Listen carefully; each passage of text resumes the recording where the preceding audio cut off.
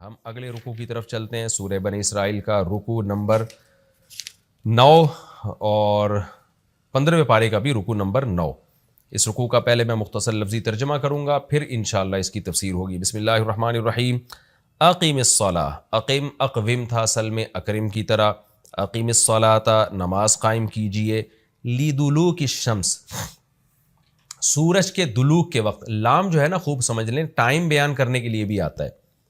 جیسے سورہ طلاق میں ہے نا کہ یا ایھا النبی اذا طلقتم النساء، اے نبی جب آپ اپنی عورتوں کو طلاق دیں، یعنی نبی کے ذریعے امت کو بتایا جا رہا ہے کہ تم لوگ جب طلاق دو طلقوہن لعدتہن، لی وہاں بھی لام ہے، تو ان کو طلاق دیا کرو عدت کے اوقات میں، یعنی ان اوقات میں جن میں عدت کو شمار کیا جاتا ہے.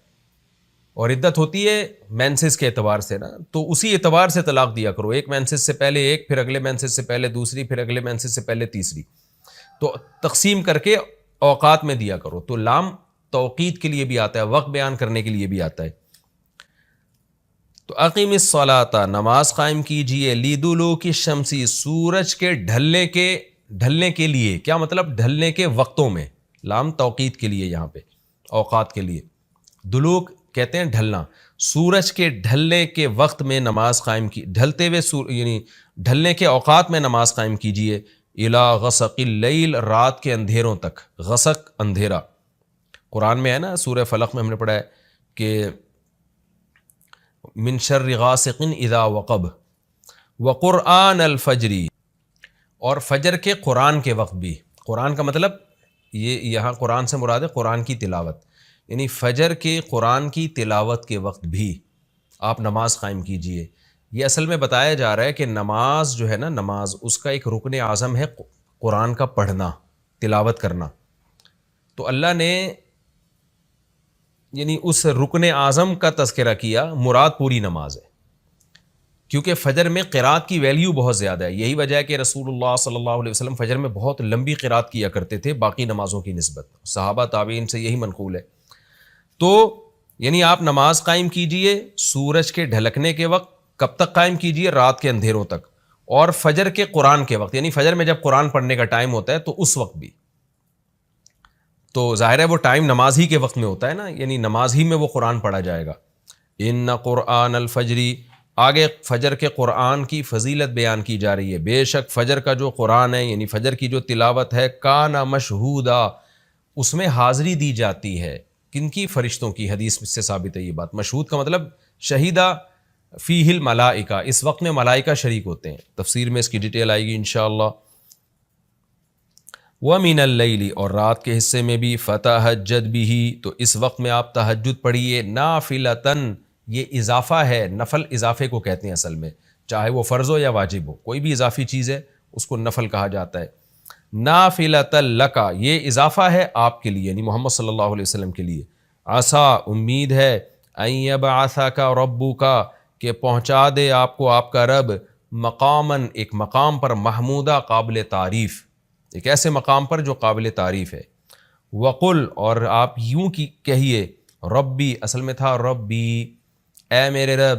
ادخلنی، داخل کیجئے مجھ کو. مدخل صدق، سچا داخل کرنا. اے اللہ مجھے داخل کیجئے مکہ میں، یعنی سچا داخل. یہاں سچا سے مراد ہے مرغوب داخلہ، کیونکہ سچ کی طرف انسان کی طبیعت مائل ہوتی ہے نا، تو ہر مرغوب چیز کو بھی صدق سے تعبیر کیا جاتا ہے. تو مرغوب داخلہ وہ داخلہ جو پسندیدہ داخلہ ہو. تفسیر میں انشاءاللہ اس کی ڈیٹیل آئے گی. وَأَخْرِجْنِي مُخْرَجَ صِدْقٍ، اور آپ مجھے نکالیے.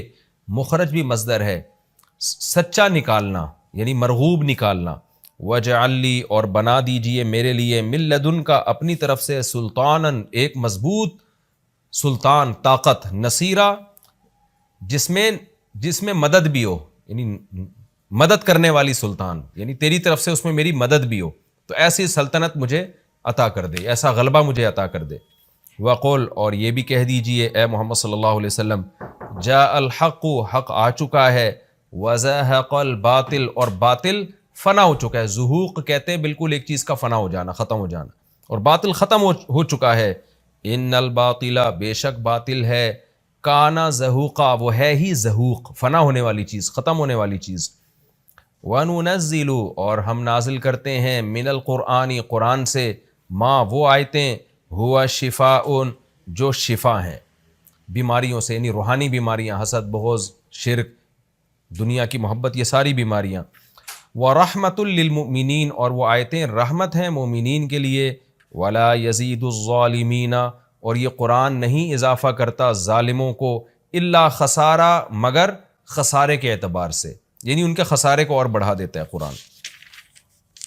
وَإِذَا أَنْعَمْنَا اور جب ہم انعام کرتے ہیں عَلَى الْإِنسَانِ انسان پر اعرضا تو وہ اعراض کرتا ہے. وَنَأَى نَأَ يَنْأَ کا معنی ہوتا ہے دور ہونا، نَأَ یا يَنْأَیُ تھا فتح یفتح کی طرح، لیکن جب اس کے بعد با آ جائے تو اس کا معنی ہے دور کرنا. جیسے ذہب کا معنی جانا اور ذہب بہ کا معنی لے جانا. تو وَنَأَى بِجَانِبِهِ تو اپنے پہلو کو دور کر دیتا ہے، یعنی اللہ سے دور کر دیتا ہے.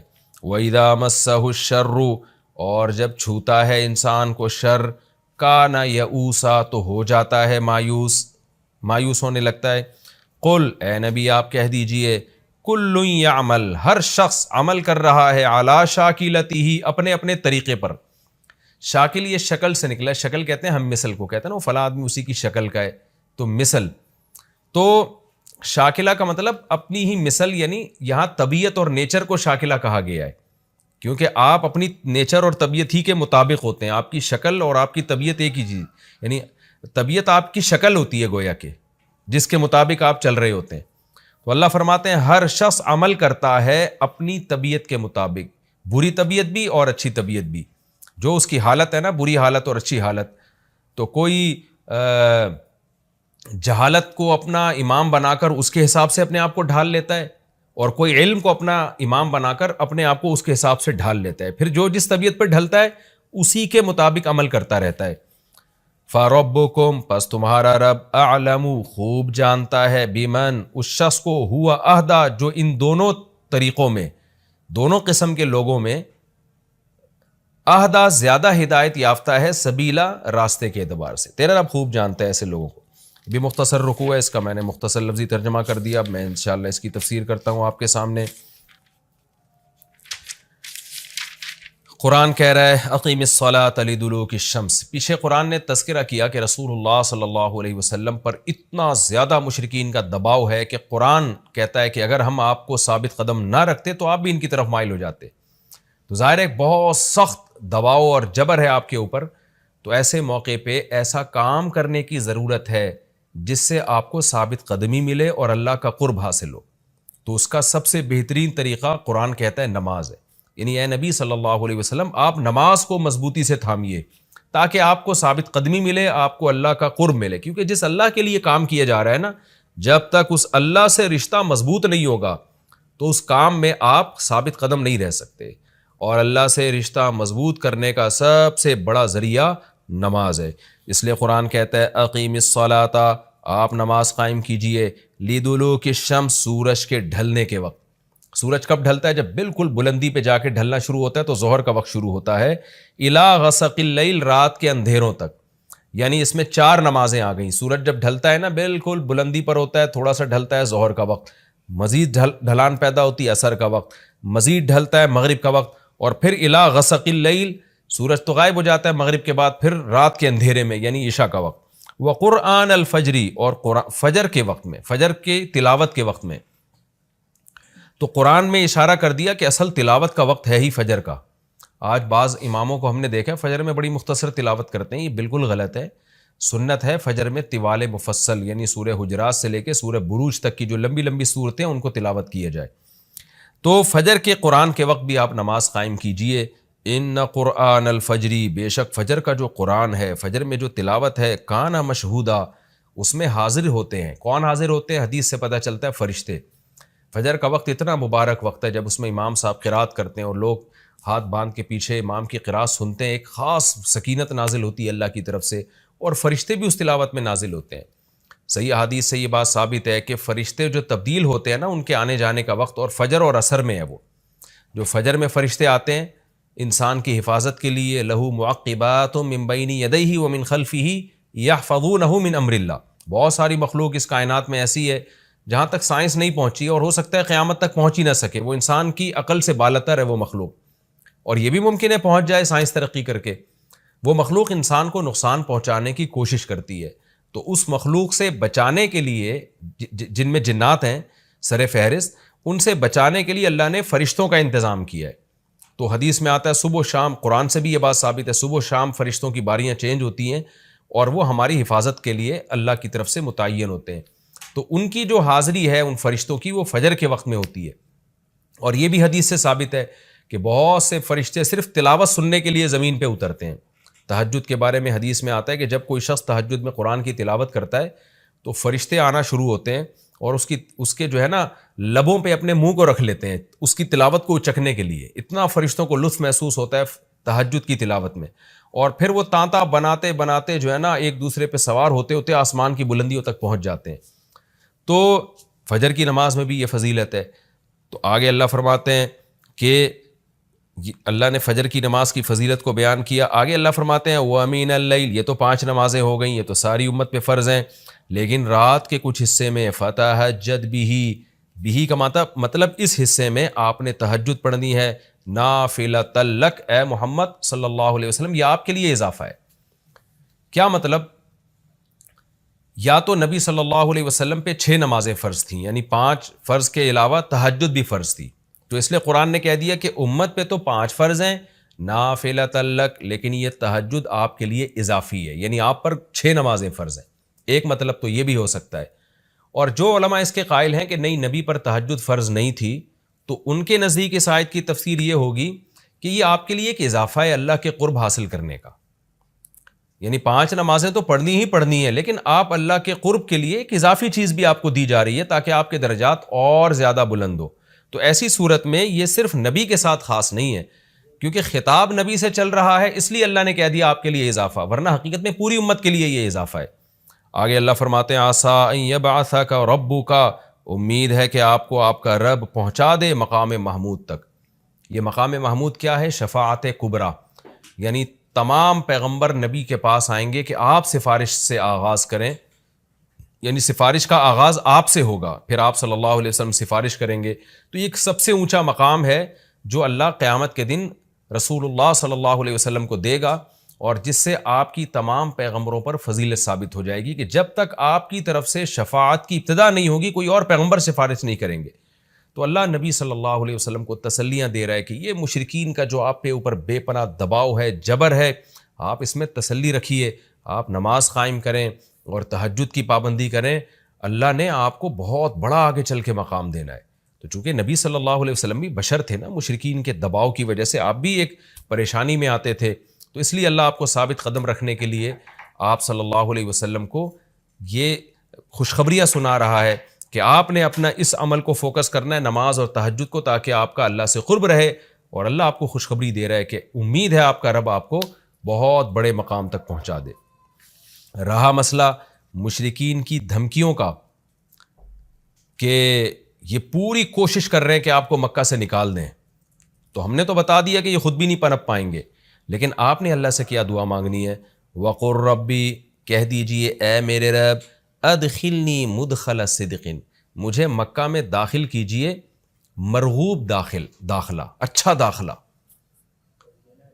اور مجھے مکہ سے نکالیے بھی اچھے طریقے سے, یعنی اچھا نکلنا ہو میرا, ایسا نکلنا جس کے نتائج اچھے ہوں. اس میں اشارہ ہے کہ آپ صلی اللہ علیہ وسلم کو مکہ سے نکالنے پر مجبور کیا جائے گا, اور ایک وقت آئے گا کہ آپ مکہ سے نکلیں گے. تو اللہ اپنے حبیب صلی اللہ علیہ وسلم کو پہلے سے دعا سکھا رہے ہیں کہ آپ اللہ سے دعا مانگیں, اللہ جب میں نکلوں تو میرا داخلہ بھی اچھے طریقے سے ہو اور میرا نکلنا بھی اچھے طریقے سے ہو, یعنی پسندیدہ نکلنا ہو. سوال پیدا ہوتا ہے نکلنے کا عمل تو پہلے ہے اور مکہ میں داخلے کا عمل بعد میں, تو نکلنے کا تذکرہ پہلے ہونا چاہیے کہ اللہ مکہ سے مجھے اچھی طریقے سے نکال, اور مکہ میں مجھے داخل بھی اچھے طریقے سے کرنا. تو داخلے کا تذکرہ پہلے کیوں؟ تو اس میں بلاغت کا ایک نقطہ ہے کہ پیغمبر کا بنیادی مقصد وہ ہدف ہے جو پیغمبر دنیا میں لے کے آئے ہیں, تو اس کی آغاز تو مکہ سے کرنا ہے جس میں آپ کو بھیجا گیا, جو ابراہیم علیہ السلام کا شہر ہے, جہاں بیت اللہ ہے, اسلام کا مرکز تو اس جگہ سے بننا ہے. تو اس جگہ سے اگر نکالنا ہی مقصد ہے تو یہ جگہ تو رہ گئی نا پھر جو ابراہیم علیہ السلام کا مرکز اور ابراہیم علیہ السلام کی دعائیں تھیں. تو اس لیے اصل مقصد تو یہ کہ مکہ میں داخل میں اچھے طریقے سے ہوں, جو پیغمبر کا مقصد تھا دنیا میں آنے کا, مکہ فتح کر کے داخل ہوں, یہاں مجھے غلبہ ملے, اور یہاں میرا جب داخلہ ہو تو ایسا داخلہ جس کو میں پسند کروں. یہ جو ابھی میں مکہ میں کہیں سفر سے جا کے واپس آتا ہوں, یہ داخلہ وہ داخلہ نہیں ہے جو میں چاہتا ہوں. تو چونکہ مکہ سے نکلنا مقصد نہیں ہے, نکالا اس لیے جا رہا ہے تاکہ داخلہ ایک طاقت کے ساتھ ہو اور اچھے طریقے سے داخلہ ہو, اس لیے اس داخلے کا تذکرہ پہلے کیا جا رہا ہے. ہاں وہ داخلہ اس وقت تک ممکن نہیں ہے جب تک مکہ سے ایک دفعہ آپ کا خروج نہ ہو, تاکہ مدینہ میں ریاست بنے اور آپ 10,000 کا لشکر لے کر فاتحانہ انداز سے مکہ میں داخل ہوں, اور جس مقصد کے لیے اللہ نے آپ کو بھیجا تھا وہ مقصد پورا ہو. تو وہ مقصد نکلے بغیر پورا ہو نہیں سکتا, اس لیے نکلنے کا تذکرہ کر دیا. ورنہ اصل مقصد تو یہ ہے کہ اللہ میں مکہ سے نکلنا نہیں چاہتا, میں مکہ میں داخلہ چاہتا ہوں. داخلہ ایسا ہونا چاہیے مدخل صدق, سچا مرغوب داخلہ ہونا چاہیے. چنانچہ اللہ نے آپ کی دعا قبول کی, اور جب نبی مکہ میں داخل ہوئے نکلنے کے بعد تو کیسا بہترین آپ نے کا داخلہ ہوا کہ 10,000 کا لشکر لے کر آپ گئے, اور مشرکین مکہ آپ سے معافی کی بھیک مانگ رہے تھے. تو یہ مکی آیتیں اس وقت تو ظلم کے پہاڑ توڑے جا رہے تھے, لیکن پیغمبر سے اس طرح کی دعائیں کروائی جا رہی تھیں, وَأَخْرِجْنِي مُخْرَجَ صِدْقٍ, اور اللہ مرغوب نکلنا ہو, یعنی جب میں نکلوں تو بھی میرا اچھا ٹھکانہ ہو. چنانچہ آپ کا نکلنا بھی بڑا اچھا ہوا کہ پورا مدینہ آپ کے استقبال میں کھڑا ہوا تھا, اور طلع البدر علینا من ثنیۃ الوداع, یہ جو ترانے ہیں یہ مدینہ کی بچیاں آپ کے استقبال میں پڑھ رہی تھی. تو آپ کا نکلنا بھی اچھا ہوا, یعنی مدینہ میں داخلہ جو مکہ سے نکل کے, اور پھر جو مکہ میں آنا وہ تو اس سے بھی زیادہ عزت اور شان کے ساتھ ہوا. وَاجْعَلْ لِي مِن لَّدُنْكَ سُلْطَانًا نَصِيرًا, اور اللہ تو بنا دے میرے لیے اپنے پاس سے زبردست طاقت جس میں میری مدد ہو, غلبہ دے دے مجھے مشرکین پر. یہ بھی مستقبل کی دعا ہے جو ان حالات میں نبی سے منگوائی جا رہی ہے, اور اللہ نے آپ کی ساری دعاؤں کو قبول کیا. سلطان نصیر بھی دے دیا آپ کو, غلبہ بھی دے دیا مکہ پہ, ایسا غلبہ جس میں اللہ کی مدد تھی, اور وہ کمزور غلبہ نہیں تھا. طاقتور غلبے کو سلطان کہا جاتا ہے. اور مدینہ میں جانا بھی آپ کا پسندیدہ ہوا, اور مکہ میں آنا بھی آپ کا پسندیدہ ہوا. اور اے نبی آپ یہ بھی کہہ دیجئے جاء الحق, حق آ چکا ہے, وزہق الباطل, اور باطل فنا ہو چکا ہے. حالانکہ جس وقت یہ دعا منگوائی جا رہی تھی باطل فنا نہیں ہوا تھا, لیکن ماضی سے جب کسی چیز کو تعبیر کیا جاتا ہے تو یہ بتانے کے لیے گویا یہ کام ہو چکا ہے, حالانکہ ہوا نہیں, ہوگا. لیکن نبی کی زبان سے نکلوایا جا رہا ہے کہ آپ مشرکین میں اعلان کر دیں کہ بس یہ کام ہو چکا ہے, حق آ گیا, باطل ختم. اور یعنی ہوگا تو فیوچر میں, لیکن گویا ابھی ہو چکا ہے. اتنا یقینی ہے کہ میں تمہیں اس کی پہلے سے خبر دے چکا ہوں کہ باطل اب پنپنے نہیں پائے گا, کیونکہ حق اب آ چکا ہے. ان الباطل کان زہوقا, اور باطل تو ہے ہی فنا ہونے والی چیز, جب حق آتا ہے تو باطل فنا ہو جاتا ہے. نبی صلی اللہ علیہ وسلم جب مکہ مکرمہ میں داخل ہوئے نا, تو آپ بتوں کو چھڑیوں سے گراتے تھے, چھڑی سے مکہ میں داخل ہو کے 360 بت کو ایک ایک کر کے چھڑی مارتے تھے, اور وہ بت الٹے لڑکتے تھے. تو آپ اس موقع پر یہ آیت پڑھ رہے تھے کہ ان جاء الحق وزہق الباطل ان الباطل کان زہوقا. کیا کیفیات بنتی ہوں گی صحابہ کی اور پیغمبر کی اس وقت, کہ جو خوشخبری ان کو 13 سال پہلے دی گئی تھی, کئی سال پہلے دی گئی تھی, اور یقینی دی گئی تھی کہ یہ ہو چکا, تو اللہ نے اپنی آنکھوں سے دکھا دیا کہ کیسے بتوں کو بیت اللہ سے نکالا جا رہا ہے, اور اللہ کے گھر کو کیسے شرک سے پاک کیا جا رہا ہے. وَنُنَزِّلُ مِنَ الْقُرْآنِ مَا هُوَ شِفَاءٌ وَرَحْمَةٌ لِّلْمُؤْمِنِينَ, اور قرآن کہہ رہے ہیں ہم قرآن نازل کرتے ہیں جس میں مومنین کے لیے شفا ہے. یعنی اے نبی آپ کی تسلی کے لیے اور بھی ہم بتائیں آپ کو کہ ہم یہ جو آیتیں نازل کر رہے ہیں نا, اس میں مومنین کو بھی شفا مل رہی ہے, ان کی اصلاح ہو رہی ہے شرک سے اور برے عقیدوں سے, اور مسلمانوں کے لیے یہ رحمت ہے, ان کو تسلیاں بھی مل رہی ہیں. وَلَا يَزِيدُ الظَّالِمِينَ إِلَّا خَسَارًا, اور ظالمین کے خسارے میں اضافہ ہو رہا ہے, کیونکہ ظالمین اس پر عمل نہیں کر رہے, حجت تمام ہو رہی ہے. وَإِذَا نَمْنَا عَلَى الْإِنسَانِ أَعْرَضَ وَنَأَىٰ بِجَانِبِهِ, قرآن کہتے ہیں ہم جب انسان پر احسان کرتے ہیں تو وہ اعراض کرتا ہے اور اپنے پہلو کو ہٹا دیتا ہے. نعمت ملنے کے بعد بجائے اللہ کے قریب ہونے کے اللہ سے دور ہوتا ہے. وَإِذَا مَسَّهُ الشَّرُّ, اور جب انسان کو کوئی مصیبت پہنچتی ہے, كَانَ يَئُوسًا, تو مایوس ہونے لگتا ہے. یعنی انسان کے بارے میں شکایت کی جا رہی ہے کہ اس کا اللہ پر ایمان نہیں ہے. پیغمبر کا مقصد ہے اللہ سے جوڑنا. تو یہ جو مشرکین ہیں جو اللہ کو نہیں مانتے, یہ خوشیوں میں بھی اللہ کو بھولتے ہیں اور غم میں بھی اللہ کو بھولتے ہیں, اسباب کو دیکھتے ہیں. لہٰذا جب اسباب کو آپ دیکھتے ہو اور پریشانی آتی ہے تو اسباب بتا رہے ہوتے ہیں پریشانی دور نہیں ہو سکتی تو مایوس ہونے لگتے ہیں, ڈپریشن میں جاتے ہیں. اور جب خوشی آتی ہے تو اپنا کمال سمجھتے ہیں, لہذا اترانے لگتے ہیں اور خدا سے دور ہو جاتے ہیں. تو اے نبی ان سے کہہ دیجئے کل یعمل علی شاکلتی, ہر شخص اپنی نیچر کے مطابق عمل کر رہا ہے. اچھے لوگ کیا کرتے ہیں کہ جب انہیں خوشی ملتی ہے تو شکر ادا کرتے ہیں, اور غم آتا ہے تو مایوس نہیں ہوتے, ان کو پتہ ہے غم اللہ دور کر سکتا ہے. فربکم اعلم, تمہارا رب خوب جانتا ہے بمن ہوا اہدی سبیلا, کون ان دونوں فریقوں میں سیدھے راستے پر چل رہا ہے. جو غموں میں مایوس ہو اور خوشیوں میں اترانے لگے, خدا سے دور ہو جائے, وہ گمراہی والے راستے پر ہے. اور جو خوشیوں میں اللہ کے قریب آئے, شکر ادا کرے, اور غموں میں بھی اللہ کے قریب آئے کہ غم کو اللہ ہی دور کر سکتا ہے, مایوس نہ ہو, یہ سیدھے راستے پر ہے. اللہ خوب جانتا ہے کون سیدھے راستے پر ہے, یعنی اس میں اللہ نے اشارہ دے دیا کہ یہ لوگ سیدھے راستے پر ہے, تو ہمیں ایسا بننا چاہیے.